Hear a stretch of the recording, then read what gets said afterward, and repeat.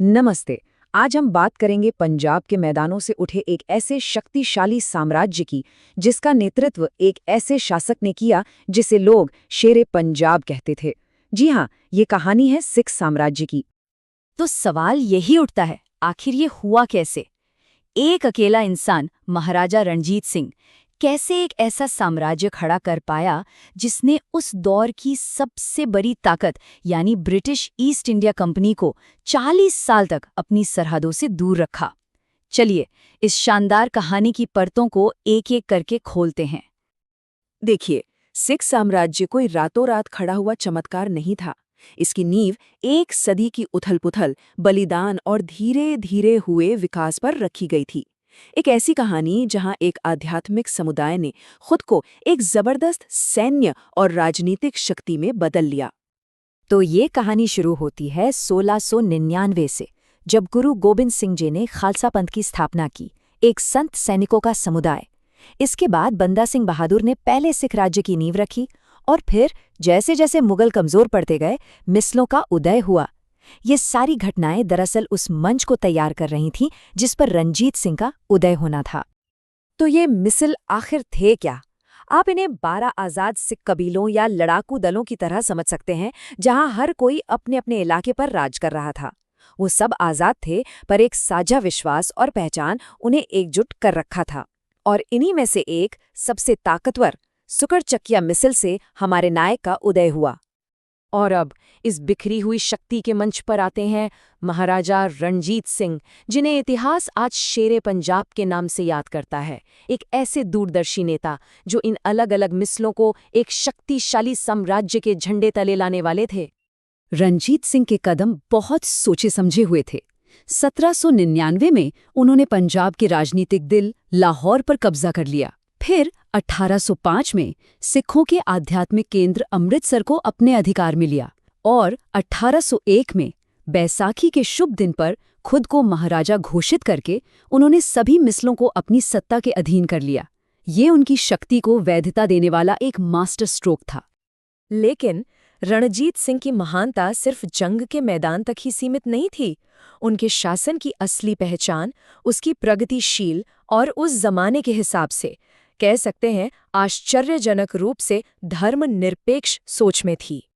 जरा सोचिए, ये उस समय के लिए कितनी असाधारण बात थी। उनके विदेश मंत्री थे फकीर अजीजुद्दीन, जो एक मुस्लिम थे, और उनके वित्त मंत्री दीनानाथ, एक हिंदू ब्राह्मण। ये सिर्फ सहनशीलता नहीं थी, ये असल में काबिलियत पर आधारित एक सरकार थी, जहां धर्म कोई रुकावट नहीं था। रंजीत सिंह ये अच्छी तरह जानते थे कि अंग्रेजों का मुकाबला करने के लिए पुरानी युद्ध नीतियां काम नहीं आएंगी। इसलिए उन्होंने फौजें खास बनाई, एक ऐसी स्पेशल आर्मी जिसे फ्रांसीसी और इतालवी जनरलों ने यूरोपीय तर्ज पर ट्रेनिंग दी थी। और यही आधुनिक सेना वो दीवार थी जिसने दशकों तक अंग्रेजों को पंजाब से दूर रखा। साल 1809 की अमृतसर की संधि कोई हार नहीं थी, बल्कि एक शानदार रणनीतिक समझौता था। सतलज नदी को सरहद मान लिया गया। इससे रंजीत सिंह को उत्तर और पश्चिम में अपना साम्राज्य फैलाने की खुली छूट मिल गई, जबकि अंग्रेजों ने अपनी पूर्वी सीमाओं को सुरक्षित कर लिया। ये दो महाशक्तियों के बीच आपसी सम्मान से पैदा हुई एक अस्थायी शांति थी। किसी भी साम्राज्य का खजाना सिर्फ सोने चांदी से नहीं बनता, कभी-कभी उसमें किंवदंतियां भी शामिल होती हैं।